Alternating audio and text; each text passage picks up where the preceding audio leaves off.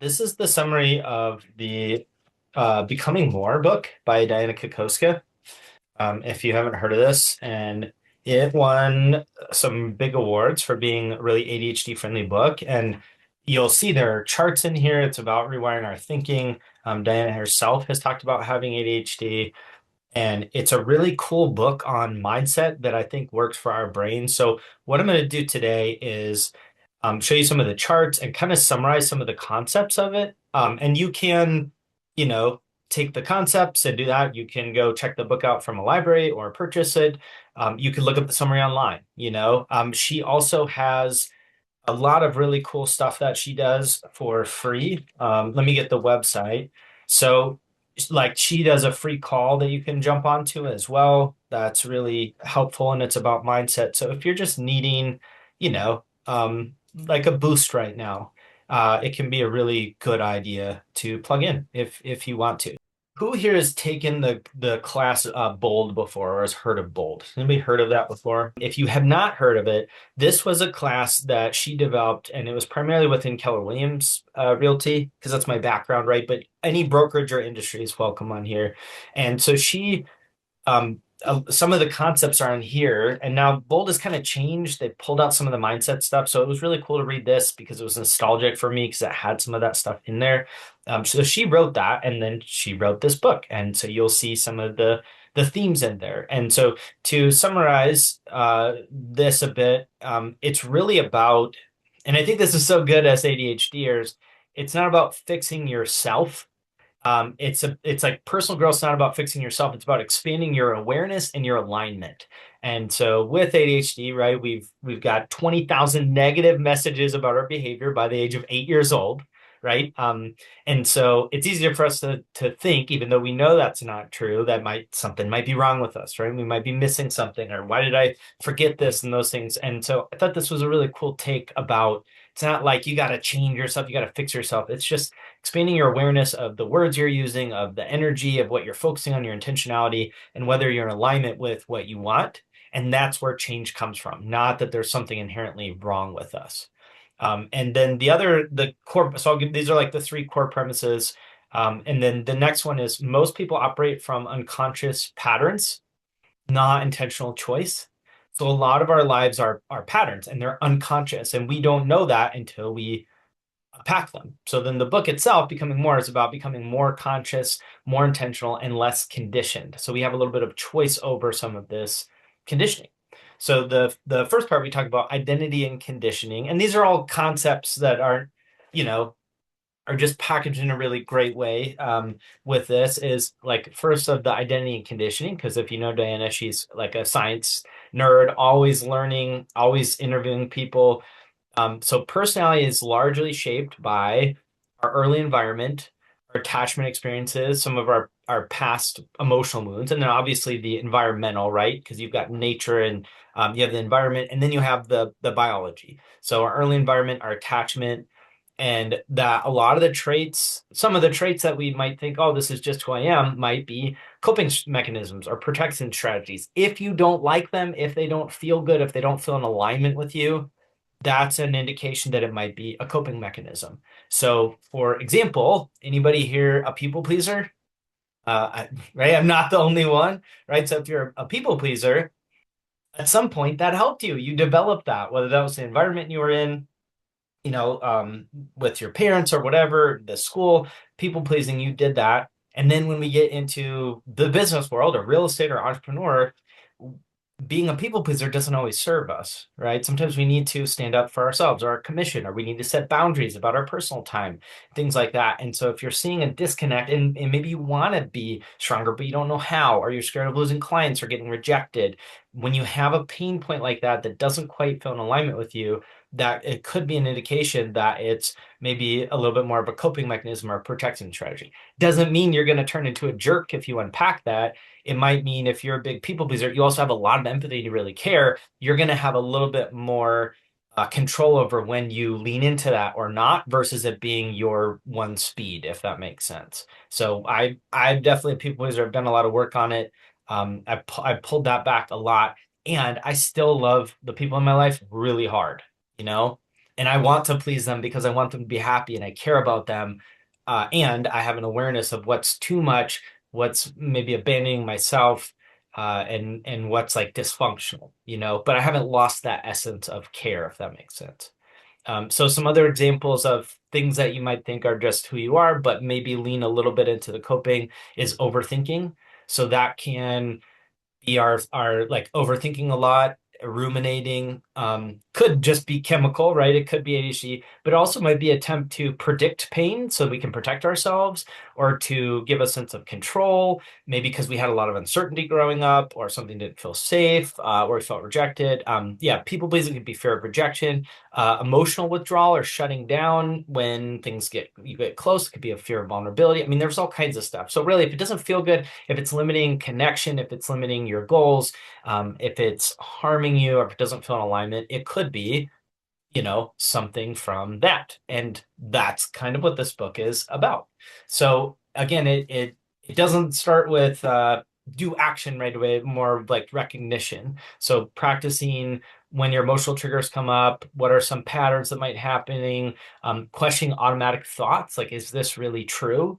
And so awareness, you don't have to do action yet, but awareness gives a gap between like getting triggered and then reacting. So now you have a place of choice in the middle.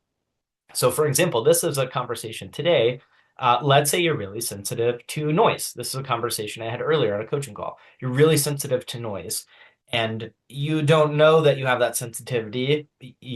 And then somebody does something that's really annoying or loud, and you react really strong. You say, "Why would you do that? Why, what the heck is wrong with you?" Or, whereas maybe that person was doing it at a normal level, but it just triggered us. So if we pause and say, "Hey, I know I'm really sensitive to noise." Or I might have what's called misophonia. If you've heard of that, it's a hatred of noise and it triggers a fight or flight response. And it's actually really common for neurodivergent people. I know that you have that trigger, then you can pause and think of a choice. Like, okay, I know I have this. I'm going to step out of the room, or this friend is really loud. I'm going to hang out with them outside, this is my outside friend, things like that. So it can kind of create a turning point. The next piece was emotional patterns and regulations. So emotions, this is such a good one. Emotions are not problems to eliminate, but signals to understand. So emotions are not problems to eliminate. Anybody had this like, oh, I shouldn't be feeling this way right now, or what's wrong with me, or why do I get so worked up, or things like that. So for a while, if you remember this, there was a time where emotions, I know at least in our like success culture business world, maybe 10 years ago, where it was like emotions are like bad or good, like positive or negative, right? So if I said happy, is that a positive or negative emotion? Right? Like positive, right? If I said angry, what would they say? Some people say, oh, it's negative, right? Whereas, yes, if you're ruminating and you're using it to hurt somebody, but anger is actually really helpful because it tells you when your boundaries are being violated, when you're not being treated fairly, there's something coming up for you. So anger is a signal we want to pay attention to and understand. Now, if you're getting addicted to the cortisol and the endorphins of anger, and you're ruminating on it over and over again, and then you're doing things to harm people or saying things to harm people, that's not good. But anger itself is a feeling, it's helpful. Anxiety um, can have a purpose as well, right? And this is so interesting with anxiety because it does have a purpose. It's not a negative thing. And sometimes the wires get a little crossed or the grooves get worn in our neuroplasticity. So let's say you're out in the woods, 1,000 years ago, and you walk through this clearing of the woods and you get attacked by a bear, but you survive. Now, every time you walk through those woods, you're probably going to get anxiety, right? And you're going to think about the bear. That protects you. It's hypervigilance that protects us. But sometimes when we've had trauma or we've had a lot of anxiety or things have happened, we think there's a bear and there's not, right? And even if there's no bear anymore, we might have a lot of anxiety walking into that same situation, especially if you're undiagnosed and you had to mask a lot of your life or you felt rejected or you felt like people didn't understand you. So we have a lot of these patterns that are happening below the surface can be triggering these responses that might not be logical for the exact moment or situation. And we still want to honor those because there might be something that needs to be released or processed or things like that. So again, emotions aren't bad, they're signals, right? And so sitting with that and being curious about it's going to be really helpful. So that was, I thought, was just kind of around that, but really, the book says, like, if we look at the first four chapters, like, you can't get better until you get to different. So a lot of people want more, but we keep doing the same things. We have the same patterns. And so first we want to understand, like, what do we want to get to and what does different look like? And then the be, do, have model. So be, we want to be who we need to be, right? And then do, we want to do the actions. Have, we want, then we get to give. And what a lot of people do, and I see this coaching, I've coached 10,000, over 10,000 ADHD entrepreneurs at this point. What I find a lot of times is a lot of people jump to this. I want to do the thing. I want to do the thing. Why am I not doing the thing? And then this is not addressed.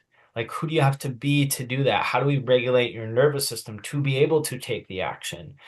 Is this action even in alignment with who you are and what you want to do? Because if you're beating yourself over the head for not calling people and using scripts, but you don't believe in the scripts and it gives you anxiety to call and you're way better in person, why are we using scripts and that you don't like calling people that gives you anxiety? Like, why are we not getting you out in the community? Right. So just again, we really want to make sure these actions are in alignment. This is a really big one. And then we get the results.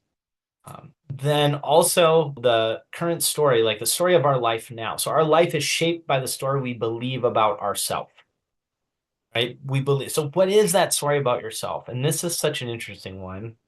Like if you were to describe yourself to somebody else, for like let's say you're not you and you're another party and you're saying, "Hey, tell me about Ryan, tell me about Ruth, tell me about Jordan, tell me about Amanda," right? What would you tell them? How would you describe yourself? What is your view of yourself, your story, where you're at in life, what you've done, what you haven't done?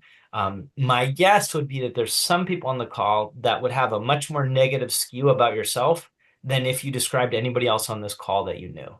That would be my guess. And if that's the case, that's going to affect you, right? And that's where, when you believe that about yourself and you tell yourself this, I'm not where I need to be, I'm not ahead, I didn't do this, I'm not disciplined, and that's the story that keeps going. But like, you may have a self-fulfilling prophecy, or you might just have anxiety or not feel good, and now you're going to have to use emotion regulation to calm that down, to pull that back. And that's going to take fuel and in itself, and it can be kind of dysregulating. So watching the story about yourself is really important. And what I'll say to that too is, if you have a negative story about yourself where there's choices you've made in life that you don't like, or you're not far enough ahead, what I would suggest 100% if you want to change that is the one word, and that is curiosity. Curiosity. So if you have a story in your head that you're not where you want to be, or you're not doing enough business, get curious, because when you stay in judgment, you're cementing that story. And my guess is you're not where you are, or if you're behind and you don't, it's not because something's wrong with you or you're lazy or you don't care. There's probably something that contributed to that, whether that is a trauma pattern, whether it's an illness, whether it's other stuff you're dealing with, personal stuff, whether you didn't have a good mentor. I mean, there's all kinds of stuff.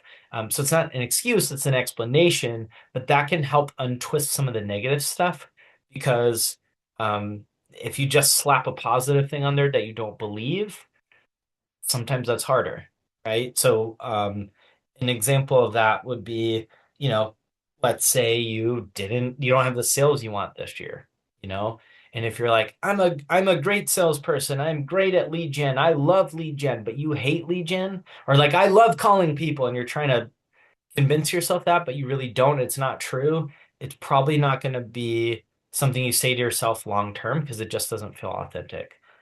Whereas another story that might be better is, I love connecting with people and I'm finding ways to do that that aren't the phones, and every day I'm finding ways to connect with people that aren't the phones. And you keep saying that, guess what you're going to do? Probably connect with people, but not on the phones, and actually do your lead gen. So that's why the curiosity and reframing and just a little bit of that gentleness can be really helpful.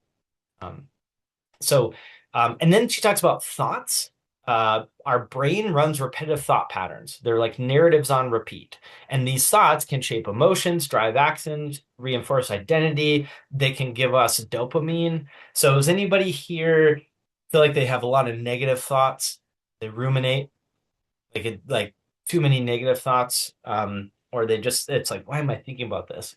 So, if you have that, does anybody have happy thoughts? They don't ruminate because that's great. Tell us your secret, right?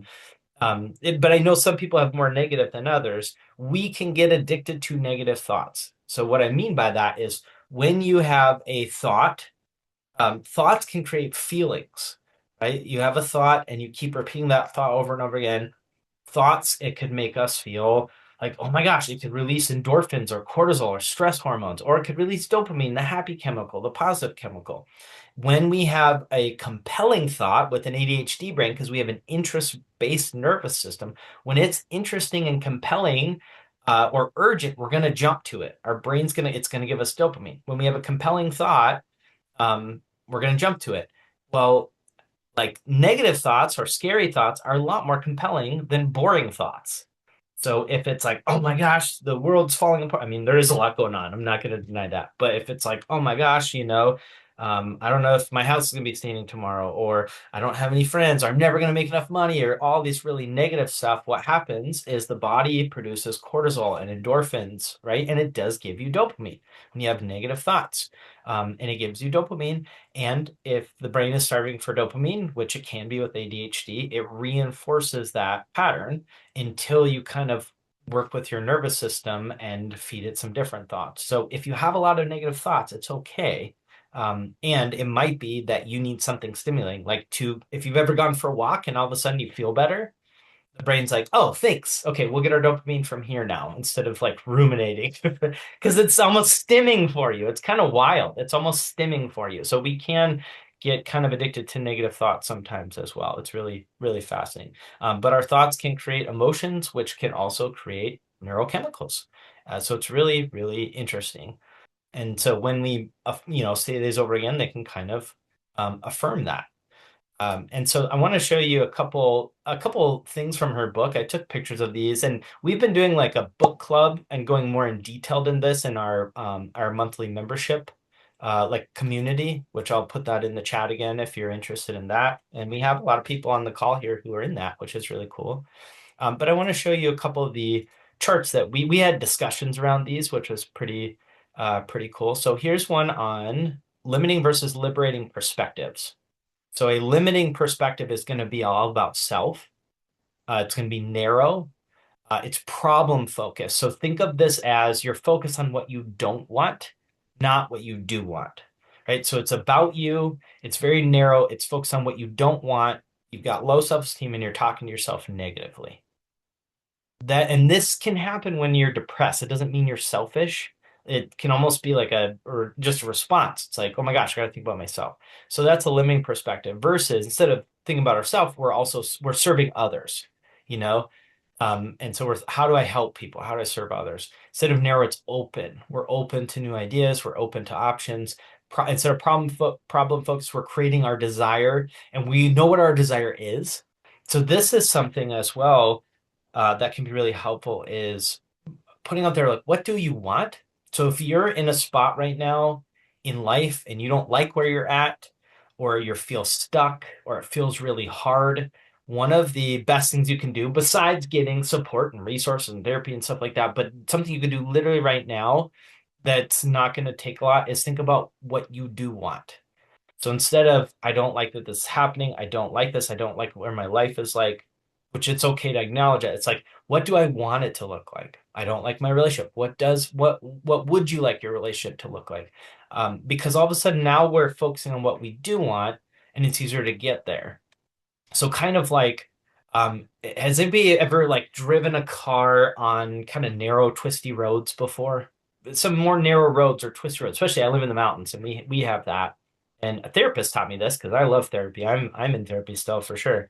And so when you're driving on these twisty roads and there's this cliff or this corner, um, you do you want to look right at the cliff when you're driving, or do you want to look at the road ahead and where you want to go? if you look down over the cliff, we're going to start to veer over a little bit. But if we're focused on, okay, I want to go that way, you're much more likely to successfully drive. And these are people that, if you talk to people who drive cars or drive for Red Bull, right? Like extreme, and they go like they're focused on where they want to go. And that's what I would suggest too. If you're like you got a cliff next to you right now and you're looking at that, obviously we want to be aware of where that is and not pretend it doesn't exist, but really shifting like what do I want to happen? What is the best way that this could logically play out, realistically play out? And give yourself time, 6 months, 5 months, or whatever, 3 months, 1 month, whatever that is. But what do I want? What do I want my house to look like? What do I want my life to look like? And then the patience to allow yourself to get there. So yeah, you might not have it overnight, but could you do, as they say, 1% better every day?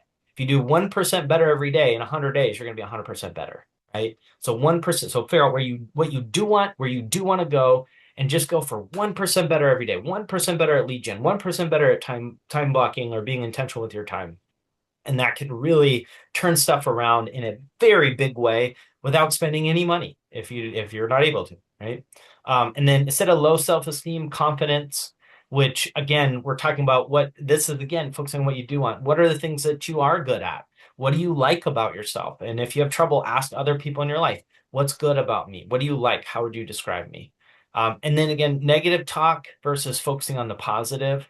So this whole thing to me is like, what do you want? Focus on what you do want, not the edge of the cliff. It's where you're going, the road ahead.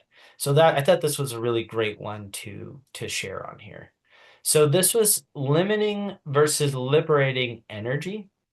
And what I loved about our group, and this is, I'm not just trying to plug this group. I mean, they're awesome. But I just love the discussion because what we kind of came up with versus this limiting energy versus liberating energy, it kind of depends on the intention behind it. So feeling fearful is not a bad thing, right? If you feel nervous, if you might feel depressed, if you might feel anxious, it's what you do with it. So if you're stuck in fear and you are paralyzed and you don't do anything, then that would be limiting, right? But if you're afraid and you do it anyways and you acknowledge the fear, that's really courageous, then that necessarily wouldn't be limiting, right? If you're worried about something versus grateful, again, it's okay to feel worry. It's okay to feel afraid, depressed, anxious, whatever that is. It's what do you do with it? And do you let it take over and you ruminate with it and, or do you acknowledge it and then do something in place? Now, stress obviously can be limiting, complaining. And then this is again venting. And that's why I love having discussions about it because are you complaining or do you just need to verbal process? It's healthy to verbal process.